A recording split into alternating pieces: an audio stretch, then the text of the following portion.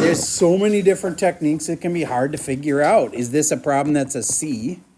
Is it a problem that's a CC over C? Is it a problem that's a C with two parentheses after it? Is it a problem where you'd have to draw a tree?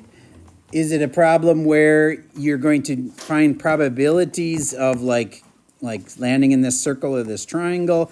Man, there's so many different kinds of probabilities. But if I was picking one and I could tell it wasn't a C over C kind of question, I would be thinking about what do I want and what's possible? Oh, one more technique is the blanks. Like license plates, for example. All right, so I wanted to remind you of all those different techniques, and now you got to figure out what's the right technique for the right problem. So we're going to do some practice problems. You ready? Test this tomorrow. So step up. This is definitely the hardest probability test. The other probability test was part A. This is the harder part. This is part B. All right, so let's do that want over possible thing and see if you can figure this out. I have got a 4-digit number written on a piece of paper up here. Okay. What's the probability that it is 7,000 or bigger? You're going to use blanks, and you're going to figure it out in terms of what do I want it to be out of all the things that are possible. And I usually find it's best to start with what's possible on the bottom and go, well, what is even possible on a 4-digit number? When you're doing the blanks method, you should be thinking about choices. How many choices do I have for that first number? You figured out that there's 10 digits you can pick from? 1 through 9 plus 0. There's actually 10 choices of a digit. And I never said anything about repeating digits, and therefore they can repeat. I mean, unless I tell you they can't repeat, you would assume that they can repeat. So do you get how I would start like this? There's 10 choices for that first number, 10 for the second, 10 for the third, 10 for the fourth. Now, I said I wanted the number to be at least what? 7,000. 7,000. Now figure out the blanks for that.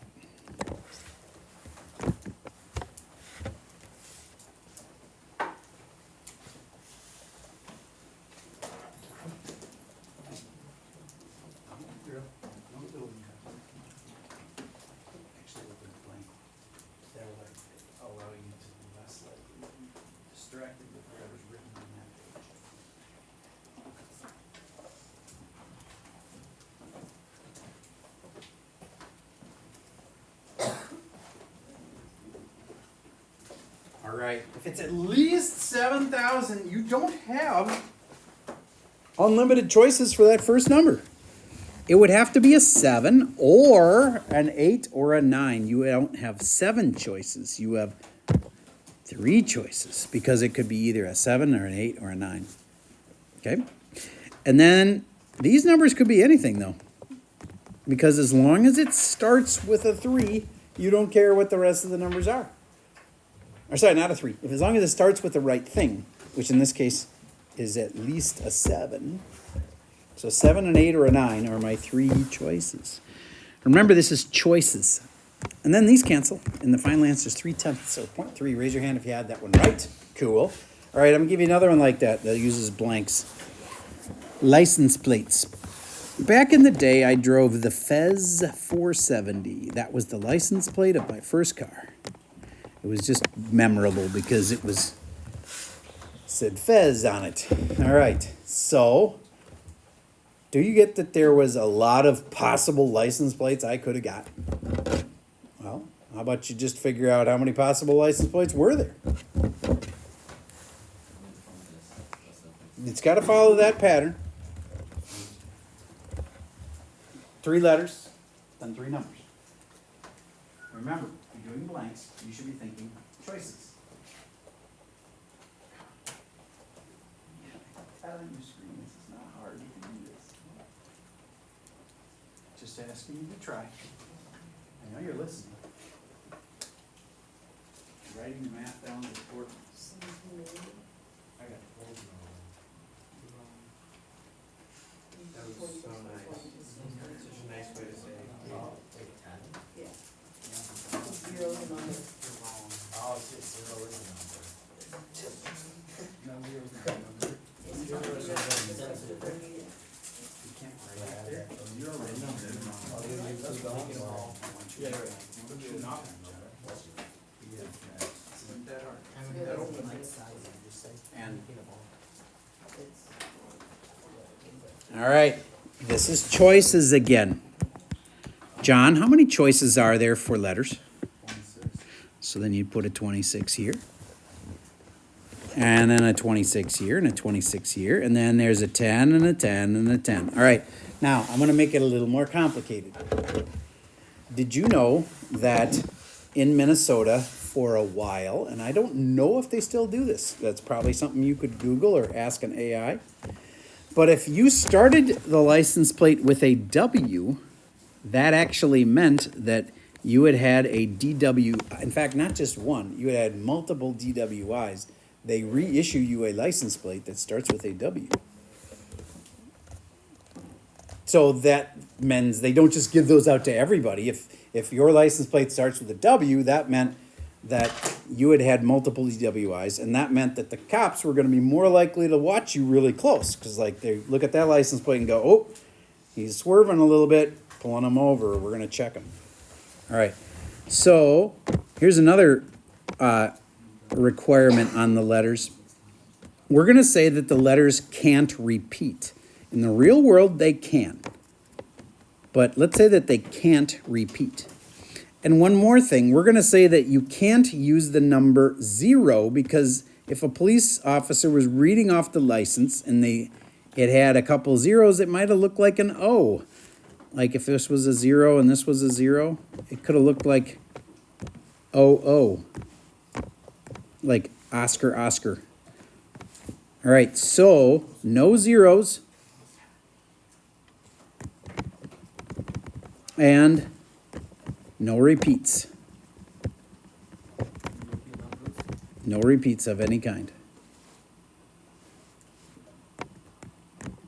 If the rules are that there will never be, mine didn't have any repeating letters, and mine didn't have any repeating numbers, but mine would have broke the O rule.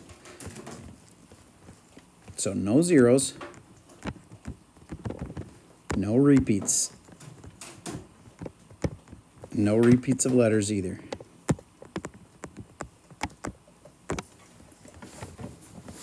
Now I did mention that W in the front thing, but I'm not certain that that's still a law, and so I'm not going to include that requirement to not use a W in the first position.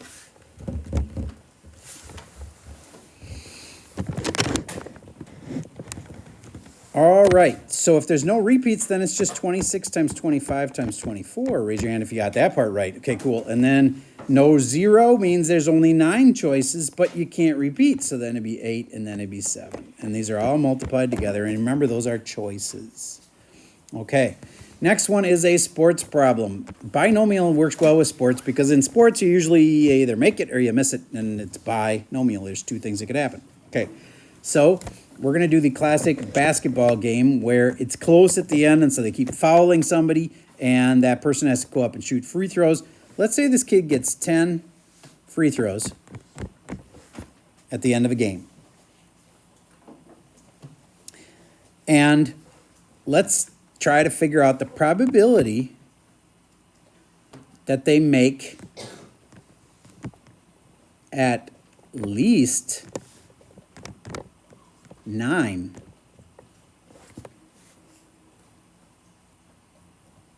I need to tell you one more thing. What is the necessary info?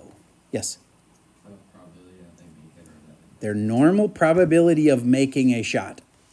This person is an 80% free throw shooter.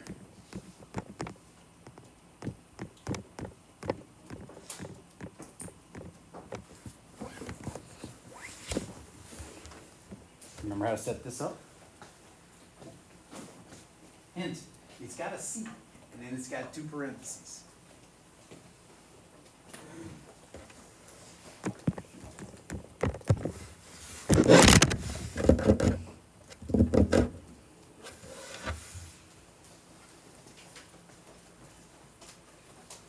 get in a rut of calling in the same people who I usually can count on to give me right answers, but that gives me a skewed perspective, so I'm gonna use the dice of destiny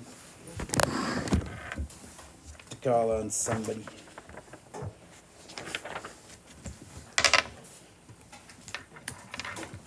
All right, Jaden, the dice have chosen you.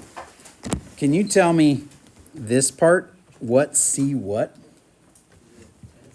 It is. There's more to it than that, but for right now, we're doing making 9. And then, do you know what the rest of it is? It is. You don't need the zeros at the end there, but I like them. And then, how many do you want to make? So I'm going to put a 9 there. And then how many do you want to miss? There you go. But what's the problem with the whole at least? Do you remember what we have to do now? I'll give you a hint. We just investigated the probability of making 9. Oh, just do 1 minus. Nope, that's not the 1 minus kind. Yes. You add the probability of making all 10 and then. Yes, you add it to the probability of 10, choose 10. 0.8 to the 10, 0.2 to the 0. Now, when would it be the time when you do 1 minus? If I had said the probability of making at least what? 1. Because if I say just at least 1, you got to go probability of making 1 and 2 and 3 and 4 and 5 and 6 and 7, 8, 9 and 10 and add them all up. That would be insane amounts of work. So then you'd have to instead do, well, I'd like you to set it up. See if you understood what I just said. I'll say it one more time. What's the probability of making at least 1?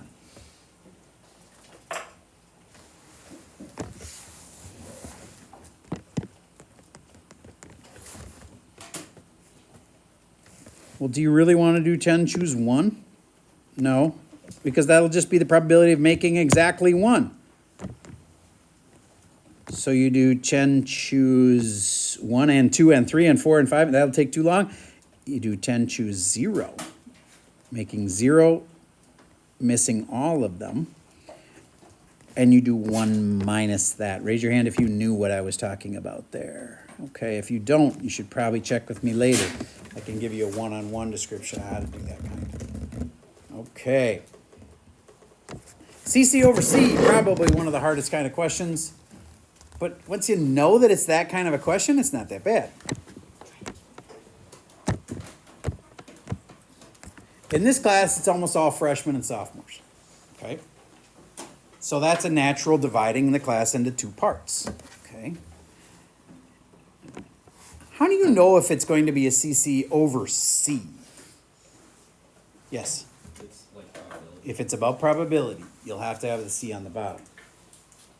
So now with that framework, I'm going to ask you 3 questions. One's going to just be a C, one's going to be a CC over C, and one's going to be something else. All right. So all of us, including all of you and me, which would make 32 of us, no, 33 including me, are going to go out onto the football field and we're going to race. And we keep track of first, second, and third place. Figure it out. I'm going to say it again.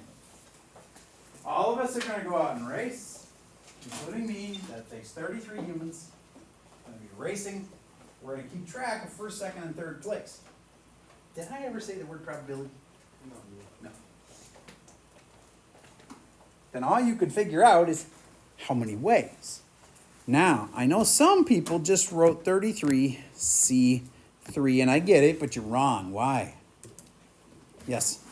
Order matters. Order matters. It's a P. Now, let's see if you remember the formula for doing that. Don't even find the answer. Just tell me what would be. What factorial over what factorial? If you've forgotten that, it'd be a good time to remember it.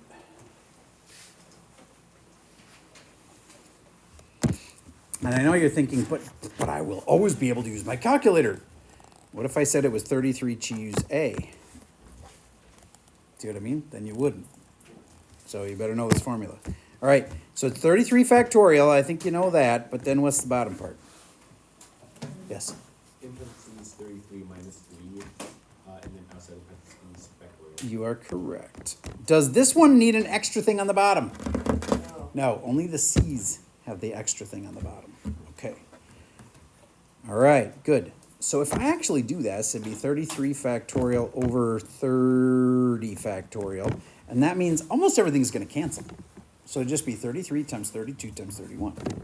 Now I want you to think about that for a second. Couldn't we have done this with blanks? We could have. There were 33 people that could have finished first. That's how many choices you had for first place. 32 people could have finished first. No, second. And then 31 people could finish third because we've already picked one in the first couple cases. So you could have done this with blanks. Permutations, go with blanks. Okay. Let's change gears and let's do a C. Well, I'm not going to tell you. You figure this. We figure out what it is. All right. There's a bunch of sophomores and a bunch of juniors in here.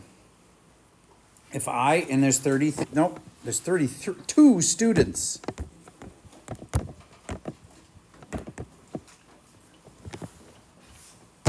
Now, I'm going to just keep it simple and say it's half and half.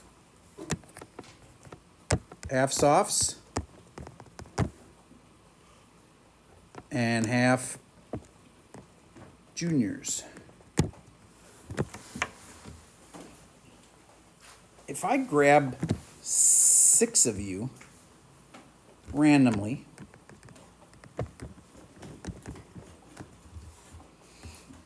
what's the probability I get 6 sophomores?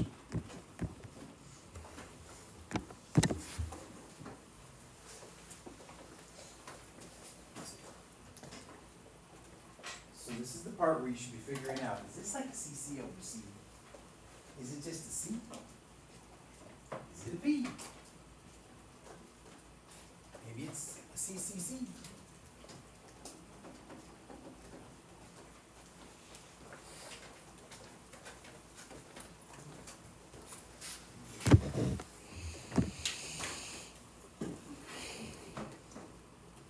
Anytime you got 2 groups, it's probably a CC. Okay? And there's 16 soph, and then for the juniors, there's 16 of them. And I want 6 sophomores, and I want to get 0 juniors. It could have just been 16C6 if you wanted to do it that way, because the other 16C0 would just come out to 1 anyway. But I like this setup. It shows both groups. All right. Now we're going to use the same situation for a different question. Completely different question now. What's the probability that I get? I'm still choosing 6 students.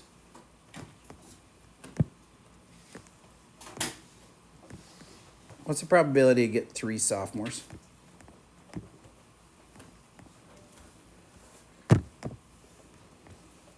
I should say exactly 3.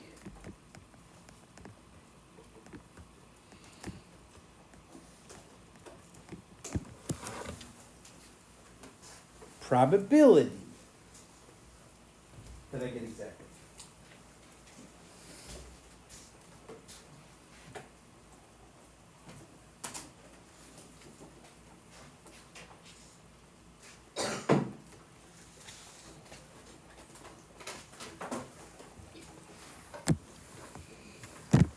As soon as I said probability, I hope you thought CC over C. And I got 32 students in here. So then there's a 32 down here. And I'm picking out 6 students. 6. Softs. Well, there are 16 of them. And I want 3.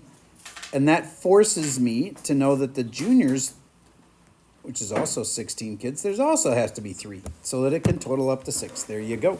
16C3 over 32C6. Raise your hand if you had that one right. Okay, good. Now, completely different kind of question. I'm thinking of a 4-digit number. What's the probability you're going to guess it?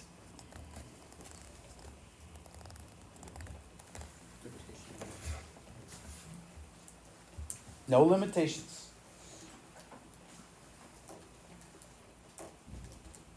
And also, you need to know that 0000 is a number.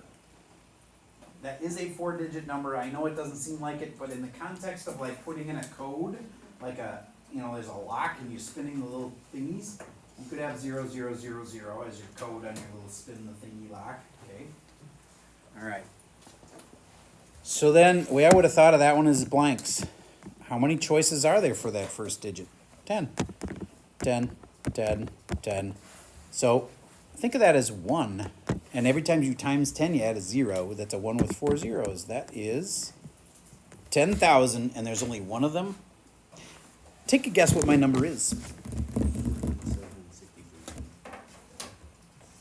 764. Is anybody thinking of a number that started with 8? See, all right. What was the chances that you would even be guessing my first number? 1 in 10, and then you go the next number, 1 in 10, next number, 1 in 10, and you multiply it out, 1 in 10,000. It was 8017, just so you know, it's on the sheet. I wasn't messing with you. All right. Okay. Completely different kind of question. You're going to toss pennies in this little game, and you toss a penny up, and this is 4 by 2. This is 20 by 10 for the whole thing. And this circle has a radius of 1. The question is not the probability that it goes in the 2 holes that are cut out, but it's the probability that it lies on the shaded region and just sits on the little table and doesn't fall through the hole. Again, we have to say that I'm not steering this so that it stays random. What's the probability it stays in the shaded region? Now, I'm fine with you just setting this up. And anytime, probabilities can always come back to what you want over what's possible.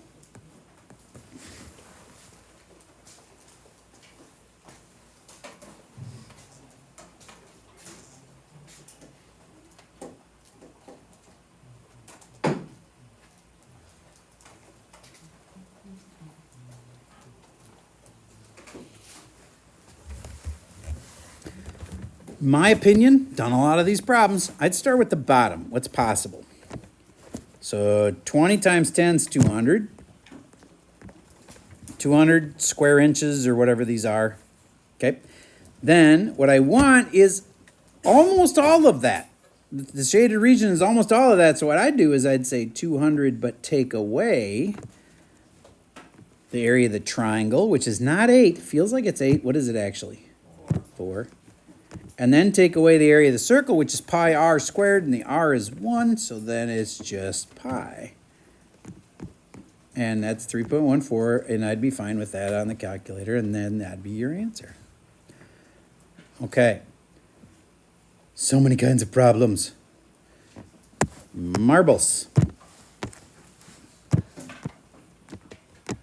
Got 4 red ones in there. Couple black ones.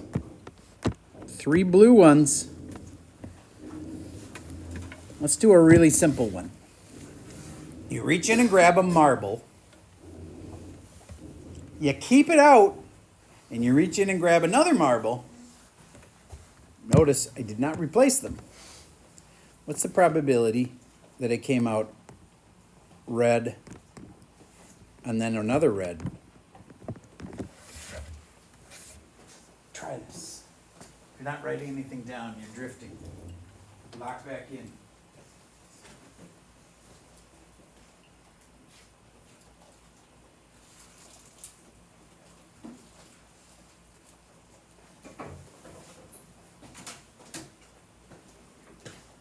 Get at least copy the marbles.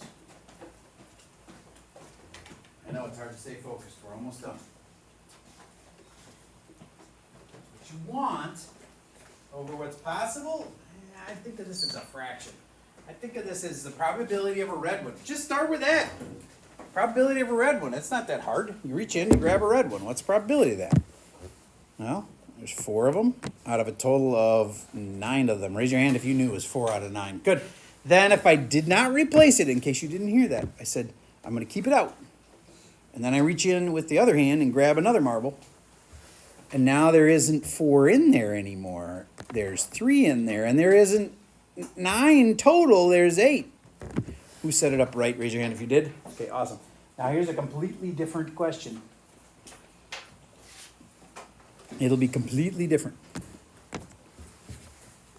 What's the probability I reach in and grab 3 marbles and I get 2 blues and 1 black?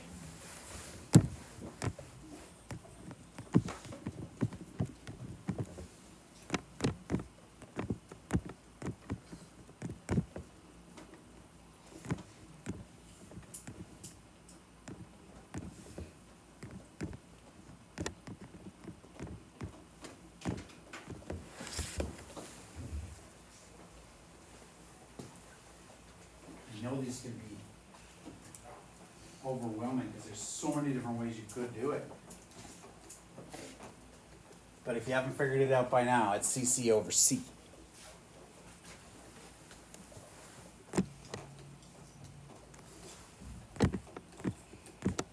If it's a really hard problem, I would think about, could I set up a CC over C? You can. I think most of you are pretty good at it.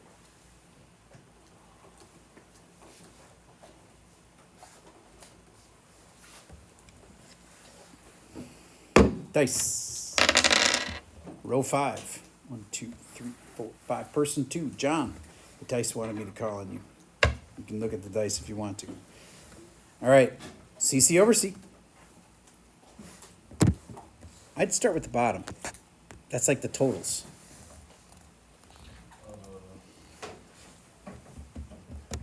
9 Yep. and 4. I'm grabbing 3. 3. Okay. Now, it is kind of confusing because there's 3 kinds of marbles, but I only have 2 C's on top. I could actually make it have 3 C's. I'm going to do it that way because I think I like it better. Can you tell me the blue? C? 9 C. There isn't 9 blue ones, though. 3 C. There we go. Now, how many blue ones there? You gotta read this part. How many blue ones did I want to get? 2 blue ones. And how many black ones did I want to get? And I'm gonna do that over here. The black ones, there's only 2 of them, and I want to get 1. Now that last C, I could leave out. Because I've already got all 3 marbles. See, this 3 here tells me that the 2 and the 1. Or you could put in the remaining marbles, which are the red marbles, and say 4 choose 0. But 4 choose 0 isn't going to really do anything. Because 4 choose 0 is just a 1. All right. All right, now here's the hardest kind of CCE kind of problem. I'm still grabbing 3. But I'm only going to tell you one thing about it. I get exactly 1 red. And that's all I tell you. I grab 3. But I get exactly 1 red.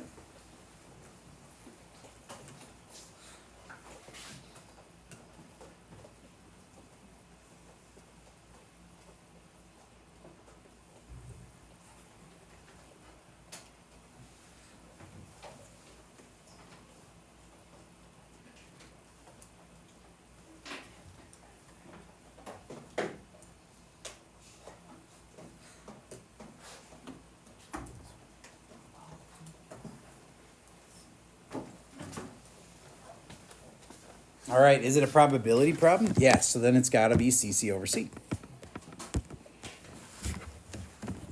And the totals go on the bottom, and there is 4, 5, 6, 7, 8, 9 marbles, and I'm grabbing 3. That's the easy part. Then I think through, what is my 2 groups? So that's red. And isn't there 3 groups? No, there isn't. There's red and there's not red.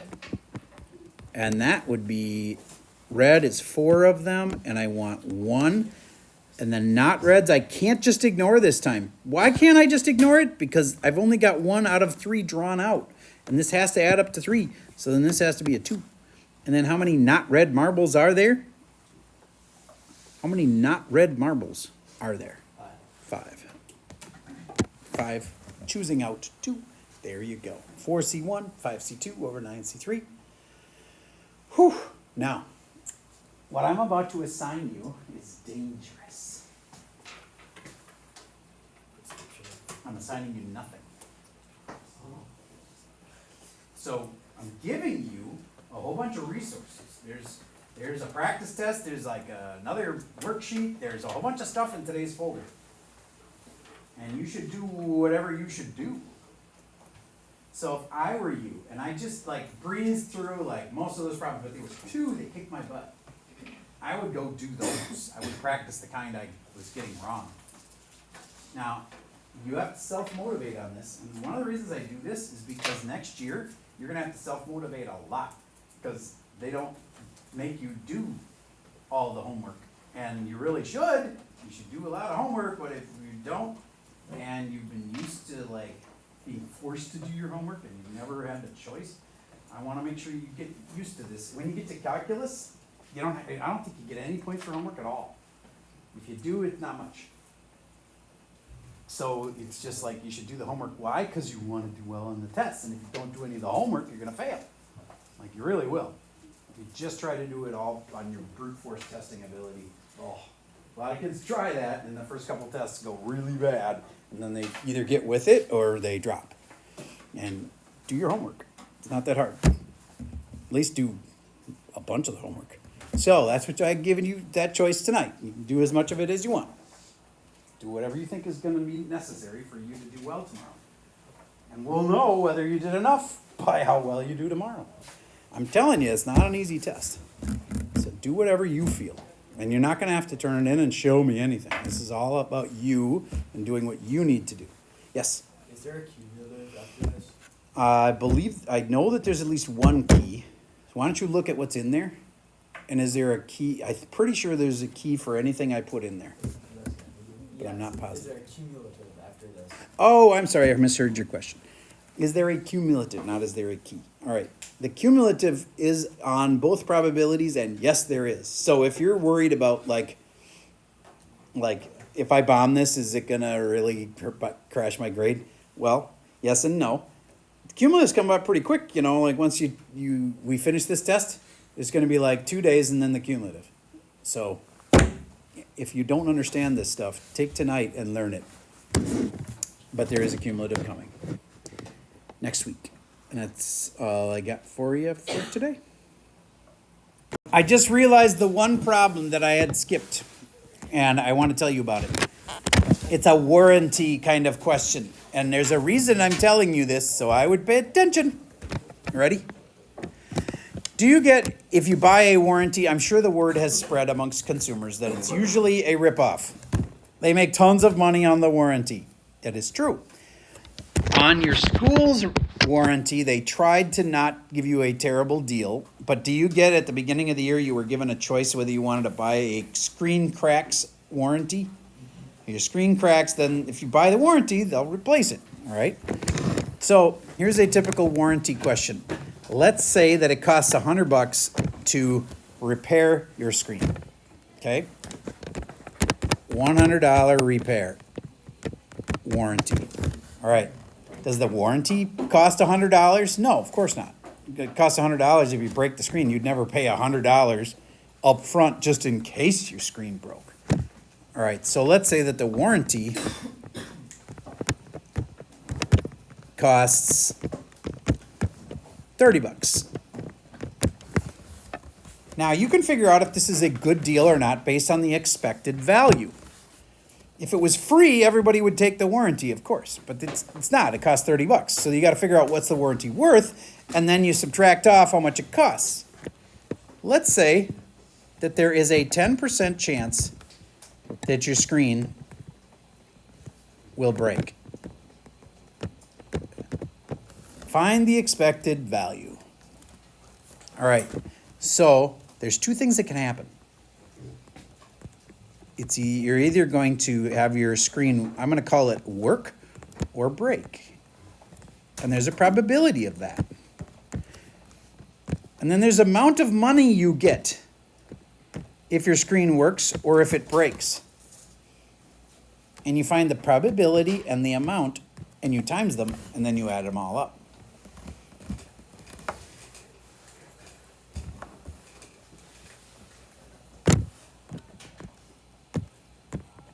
There's a homework question about this, and that's probably because there's definitely expected value questions on the test. All right, what's the probability it's going to work? Probability it's going to break? What's the amount you get if your screen works? I would think of it as you get nothing, and I would figure in the -50 or -30 at the end. I get what you're saying, and you can either figure in the -30 in both parts or just figure it once at the end. In my opinion, it's easier to figure it out once at the end. If your screen breaks, you get something that's worth $100, and that's kind of true. If you get a cracked screen, they charge you about $100 to get it fixed out there in the real world. All right, so timesing by 0 is easy, and that's why I don't like to put the -30 in there. It makes it more messy. The $30 will figure it in, but at the end. This is $10. Peter says add them all up is $10. It's really only worth $10. So if they charge you $30, do you get why the expected value would be -$20? All right. Okay, that's one of the ones that was also on a Schoology quiz that I assigned yesterday, and maybe some of you didn't finish. So if that helps you. All right, that's the one I had on. Now the rest of the time is work time.